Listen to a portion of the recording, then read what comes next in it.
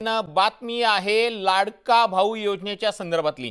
लाडकी बहीण योजनेनंतर मुख्यमंत्र्यांनी लाडका भाऊ ही योजना जाहीर केलेली आहे। 12वी पास तरुणांना दरमहा 6,000 रुपये मिळणार असल्याची घोषणा मुख्यमंत्र्यांनी केलेली आहे। मुख्यमंत्री एकनाथ शिंदे यांनी लाडकी बहीणच्या योजनेनंतर विद्यार्थ्यांसाठी खास योजनेची घोषणा केलेली आहे। या योजनेअंतर्गत 12वी उत्तीर्ण विद्यार्थ्यांना दरमहा 6,000 रुपये, डिप्लोमा केलेल्या विद्यार्थ्यांना 8,000 रुपये, पदवीधर तरुणांना 10,000 रुपये दरमहा स्टायपंड देण्याची घोषणा करण्यात आलेली आहे। आषाढी एकादशीच्या शासकीय महापूजेसाठी मुख्यमंत्री एकनाथ शिंदे पंढरपूरमध्ये आले होते तेव्हा त्यांनी ही घोषणा केली।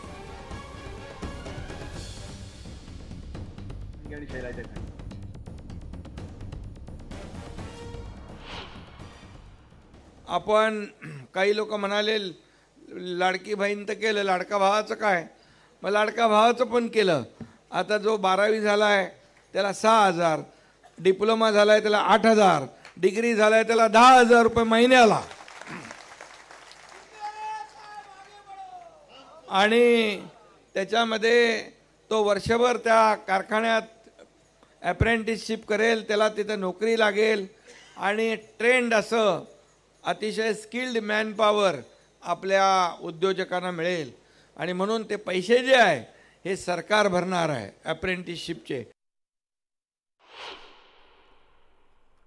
या संदर्भात अधिक बोलण्यासाठी आपल्यासोबत शिवसेना उभाटा गटाचे नेते सचिन अहिर जोडले गेलेले आहेत।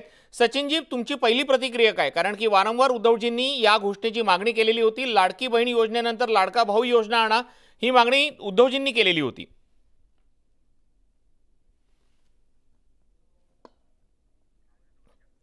सचिनजी, माझा आवाज पोहोचतोय तुमच्यापर्यंत? शिवसेनेचे नेते सचिन अहिर आपल्यासोबत जोडले गेलेले होते, मात्र काही तांत्रिक कारणांमुळे त्यांचा आवाज आपल्यापर्यंत पोहोचत नाहीये। तर राज्यातल्या तरुणांसाठी मुख्यमंत्री एकनाथ शिंदे यांनी लाडका भाऊ योजना जाहीर केलेली आहे।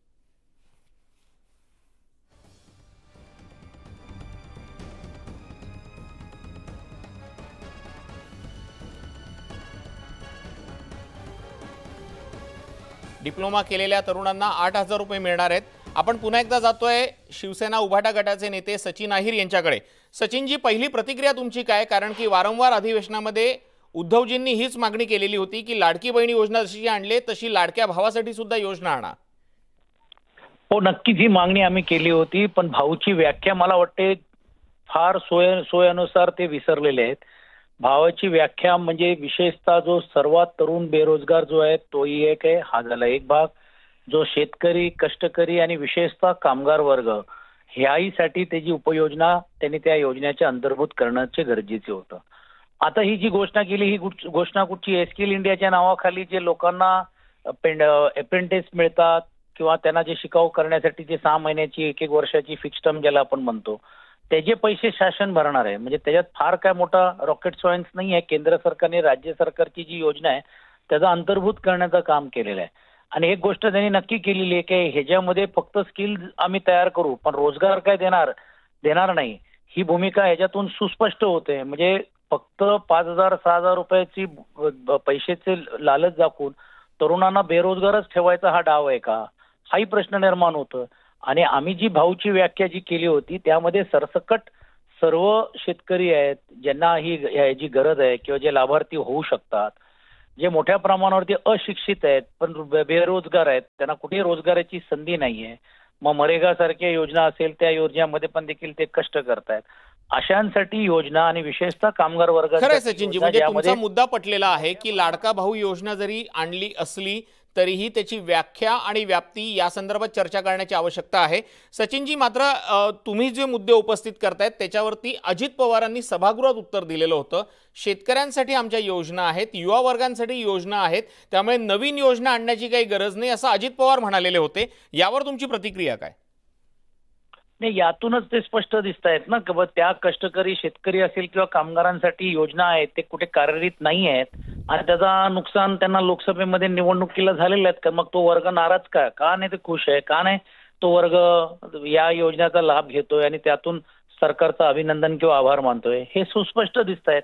आणि म्हणून प्रचंड जी वाढणारी जी नाराजगी जी शेतकऱ्यांमध्ये आणि विशेषतः बंद झालेल्या कारखान्या त्यामध्ये जे कामगार आजही 2-2, 3-3 वर्ष पगार मिळत नाही, बेरोजगार होत आहेत, ह्यांनी जायचं कोणाकडे? म्हणजे मुळात कारखाने नवीन येत नाही, आयते कारखाने बंद होत आहेत आणि त्यातून मग पुढे जे नवीन होऊन जे लोक पुढे येताना दिसत आहेत त्या लोकांना फक्त स्किलच्या नावाखाली तुम्ही पैसे देताय, पण त्यांना रोजगारची संधी उपलब्ध करून दिली जातच नाही ना. अगदी खरं. हाच कळीचा मुद्दा आहे की तरुणांना फक्त पैशाचे देऊन ते किती दिवस टिकणार आहेत नाही. म्हणून आम्ही मागणी केली होती की लाडकी बहीण आणि आता हे जे लाडकी भावाची जी योजना केली, द्या ना 12-12 महिन्याचे त्यांच्या बँक अकाउंटमध्ये, द्या पोस्ट डेटेड चेक. ते देणार नाही. 4-6 महिन्यानंतर ही योजना राहील की नाही राहील हे आचारसंहिता लागल्यानंतर कोण जबाबदारी घेणार आहे त्या योजनेची? खरं सचिनजी, तुमचा मुद्दा आलेला लक्षात. त्यामुळे राज्य सरकारनं योजना जरी आणलेली आहे तरीही ती खरोखरच किती अस्तित्वात उतरणार आहे यावरती प्रश्नचिन्ह उपस्थित केलेलं आहे. सचिन भाऊ, धन्यवाद तुम्ही दिलेल्या या माहितीसाठी आणि न्यूज 18 लोकमत सोबत केलेल्या या बातचीतीसाठी. वळूयात पुढच्या बातमीकडे. सुप्रिया सुळेंनी मुख्यमंत्र्यांच्या योजनेचं स्वागत केलेलं आहे. त्याचबरोबर त्यांनी वकिलांना स्टायपंड सुरू करून मुलांना कायमस्वरूपी नोकऱ्या कशा मिळतील याकडे लक्ष देण्याची मागणी केलेली आहे. तसंच तरुणांच्या मेरिटवर त्यांना नोकरी देण्याची सुविधा करावी असा सल्लाही त्यांनी सरकारला दिलाय. स्वागत आहे, पण त्याचबरोबर स्टायपंड देणार तो वकिलांची पण मागणी आहे. तर वकिलांना पण तो स्टायपंड सुरू करावी माझी मागणी आहे.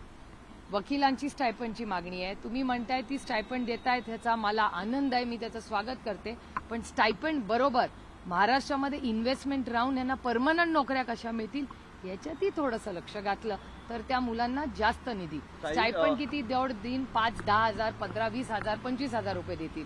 ही मुलं इतकी शिकलेली आहेत की त्यांना लाखात नोकऱ्या मिळतील.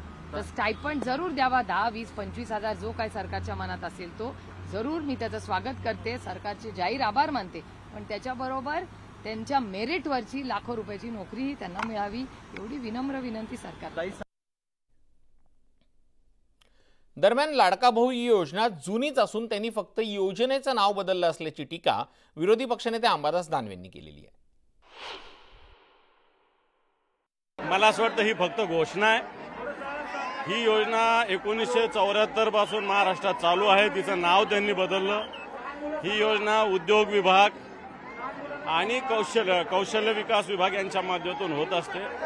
जे मुलं शिकलेले आहेत, ज्या कंपन्यांना त्यांची गरज आहे ते 6 महिन्यासाठी बोलवत असतात आणि त्यांना त्याचं मानधन देत असतात. यांनी एवढंच केलं की डायरेक्ट कंपन्यांना मानधन देत होते, आता जे विद्यार्थी त्याच्यात लागतील त्यांना मानधन देणार आहे. ही योजना कोणतीही योजना नाही, ही खोटी घोषणा आहे. मी दाव्यासहित मुख्यमंत्र्यांनी चॅलेंज आहे माझं की समोर येऊन याचं सांगावं की योजना कशी आहे. मी सांगतो कशी आहे.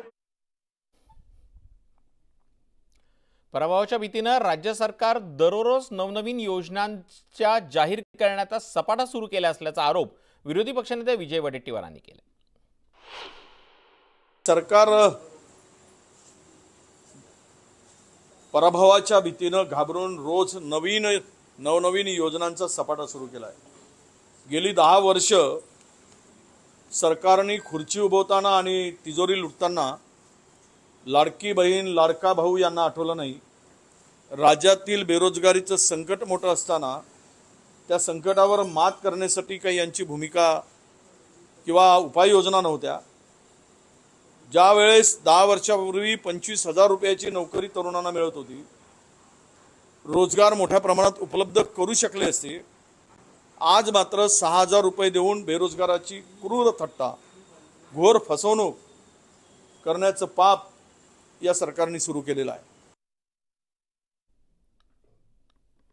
ट्रेनी IAS अधिकारी पूजा खेडकरनं अपंगत्वाच्या दाखल्यासाठी केलेल्या अर्जात खोटी माहिती दिल्याचा आरोप केला जातोय. RTI कार्यकर्ते विजय कुमार यांनी हा आरोप केलाय. YCM रुग्णालयात दाखल्यासाठी पूजा खेडकरनं खोटी माहिती सादर केली होती. याआधी अपंगत्वाचं प्रमाणपत्र नसल्याची माहिती दिली होती, तर नंतर प्रत्यक्ष नगरच्या रुग्णालयातून मिळालेलं प्रमाणपत्र UPSC साठी सादर केलेलं होतं.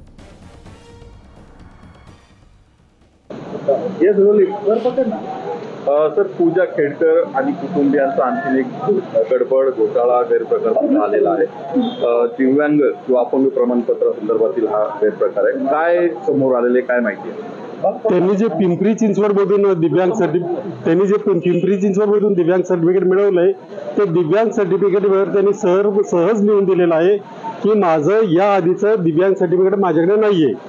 याआधी त्या सांगत होत्या की माझ्याकडे नगरचे 2 सर्टिफिकेट आहेत, त्याच्या आधारे मी परीक्षा दिली वगैरे वगैरे. याच्यातलं जे दिव्यांग सर्टिफिकेट मिळतं त्याचा एक विशिष्ट क्रमांक असतो, ज्याला UDID म्हणतात. तो आयुष्यात एकाला एकदाच मिळतो. नंतर तुमचं दिव्यांगपणा कमी झाला वाढला तर त्याच्यामध्ये बदल केला जाऊ शकतो. यांनी आधी ते सर्टिफिकेट मिळवलं असं म्हणायच्या, त्याच्या आधारे त्यांनी UPSCची परीक्षा पण दिली आणि नंतर मात्र पिंपरी चिंचवडला त्यांनी सर्टिफिकेट मागताना आपल्याकडे असं दिव्यांग प्रमाणपत्र नाही असं म्हणलेलं. याचाच अर्थ UPSCची कुठेतरी फसवणूक झालेली आहे, कारण तिथे त्यांना MD मल्टिपल डिसेबिलिटीचा बेनिफिट मिळालं आणि त्यांची रँक वर गेली आणि त्या IAS झाल्या. त्याच्यामुळे या सगळ्या प्रकाराची चौकशी झाली पाहिजे. दुसरी गोष्ट, त्यांनी 23ला औंध आणि पिंपरी चिंचवड दोन्हीकडे अर्ज केला. औंधचा रिजेक्ट झाला कारण तिकडचा मिळालाय म्हणून, परंतु त्यांना 24 तासात हे डिसेबिलिटी सर्टिफिकेट मिळालेलं आहे. ते कसं मिळालं याचीही चौकशी झाली पाहिजे. आता त्यांनी परत असंही म्हटलेलं आहे की हे जे मला दिव्यांगपणा आलेला आहे तो अपघातामुळे आलेला आहे. आता तो अपघात कधी कुठे कसा झाला याच हे सगळे प्रश्न निर्माण होणार आहे. पिंपरी चिंचवडच्या अधिकाऱ्यांनी त्यांना हे सगळं डावलून कसं काय प्रमाणपत्र दिलं आधीची चौकशी न करता यांनी 3-3 पत्ते दाखवले या प्रमाणपत्रासाठी. त्यामुळे त्यांचं एकूणच IASच्या परीक्षेला जे काही माहिती दिली त्याच्यावर प्रश्नचिन्ह निर्माण झालेलं आहे. आणि आता अर्थातच त्यांना जरी चौकशीसाठी बोलवलं असलं तरी हा प्रकार पाहता त्यांना पुन्हा IAS ठेवणं किंवा या सरकारी नोकरीमध्ये ठेवणं योग्य होणार नाही. हे खरं तर हे जे काही झालेलं आहे हे फौजदारी पात्र गुन्हे आहेत, त्याच्यामुळे पोलिसांनी याच्यात लक्ष घातलं. Thank you sir. खरं तर